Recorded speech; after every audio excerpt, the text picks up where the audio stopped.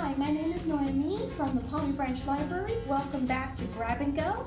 This week we're going to show you how to do these beautiful canvas tote bags with the iron-on decals. This is made with just plain paper. It's not made with transfer paper. So we're going to show you how to do that, a do-it-yourself type of iron-on transfer without the use of transfer paper. So when you come to the library, you're going to come and get your kit, and this time the kit will include a canvas tote bag just like this. It's a plain canvas tote bag without anything on it, as you can see. And inside the tote bag, you're going to find a folder just like this. And inside the folder, you're going to find the instructions, the written instructions right here, and also two decals that are printed on plain white paper. This is not special transfer paper. This is just plain white paper that they've been printed on. Also included in the kit is a sheet of parchment paper. Not to be confused with wax paper. It has to be parchment paper. So that's what's included in the kit. Going on to what's not included in the kit, but you will need, is of course over here an iron, which of course everybody has at home, just any regular iron. Also an ironing board like this, or any flat surface will do. And also cling wrap. Now some people call it cling wrap, some people call it saran wrap, some people call it plastic wrap. The point is, it's basically the same stuff that you find in your grocery store or the Dollar Tree. It has to be clear. It cannot have any kind of color in it though. It has to be clear. Before you begin, iron canvas tote to smooth out any wrinkles. Okay, so we've already done that. As you can see, the canvas tote is completely wrinkle-free and flat. And so now I go on to step 2, which is to choose my decal. And so we've included 2, so you get your choice. I personally like this one, which is the Grab and Go. I like the green, so that's what I'm going to choose. Take some plastic wrap and cover the decal you have chosen. Fold the excess to the back and make sure to cover the image completely, front and back. Okay, so now we're going to follow with that step. So we're going to take our cling wrap and we're going to pull it out and make sure to pull out enough to where it goes all the way around, and try to keep it as smooth as possible without creating any wrinkles. So when you're going to cut it, that's the tough part right here. Cut it out, and remember, try to keep it as smooth as possible and try putting it all the way around. So I'm going to fold it to where it covers every little inch of this thing, front and back. It has to be covered completely. Smooth out any creases or wrinkles to the image and plastic wrap.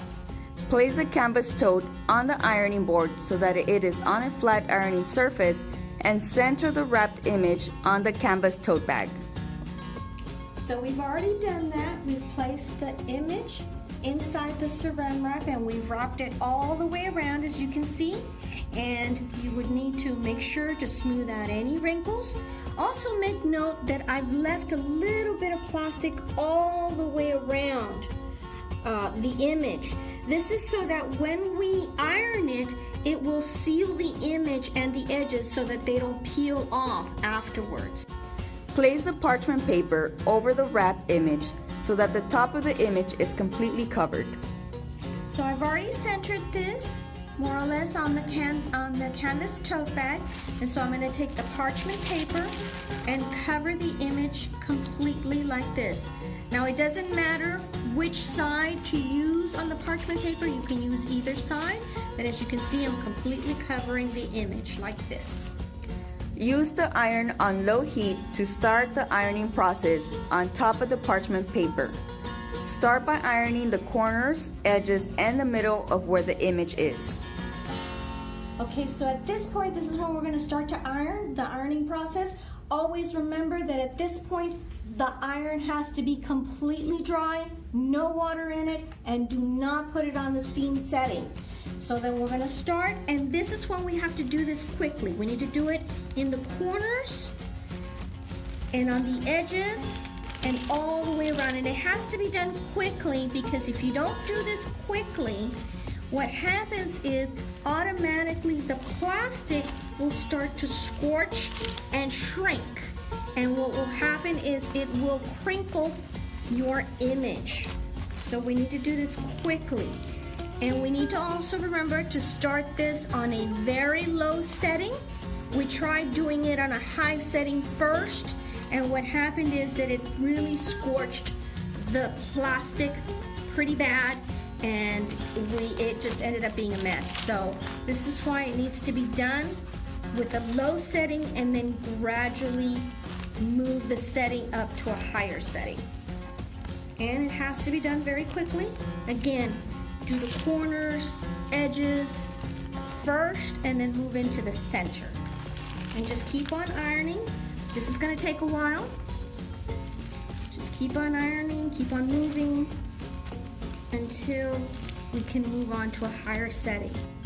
Okay, so at this point I've moved on to a higher setting, a more medium heat, and this is when we can start slowing down.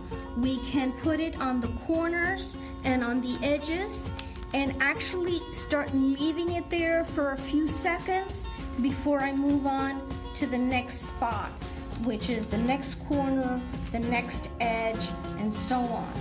And as I gradually increase my temperature, I also will gradually start to leave the iron on and go a little bit slower and start leaving it on the edges and corners.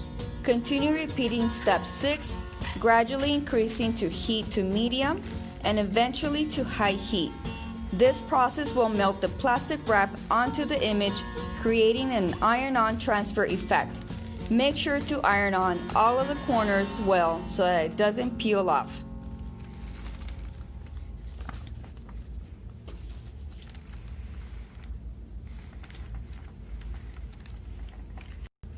Okay, so I've continued on to high heat, and of course I'm doing again, concentrating on the edges and corners, and of course I leave it on for a few seconds before I move on to another space and before I go on to the middle, and just keep it and continue with that high heat. That high heat is what's actually going to seal the plastic onto the canvas. But remember, when you start this, it has to be on low heat, otherwise it will scorch that plastic.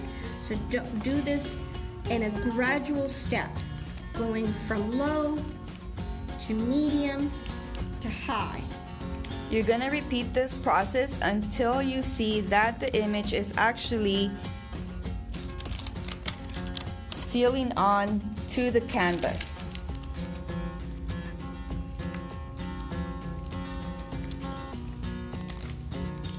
Once ironing is done, wait 1 to 2 minutes and peel off parchment paper. Tip: you can use the same process to create your own iron-on images for t-shirts and other cotton fabrics.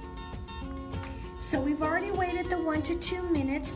Now one thing you need to keep in mind is as you're doing this, you can always peel off a corner just to check to make sure that it's perfectly sealed. If it is like this one, then I'm going to go ahead and just peel it off. And there we go. We have our own iron-on transfer without the use of special transfer paper. See how pretty it is? Now don't forget that these kits are going to be available starting Wednesday, October 7th. Here at the Palmview Branch Library, there's a limited kits available, and so you can always follow these same steps at home with your own projects. Yay!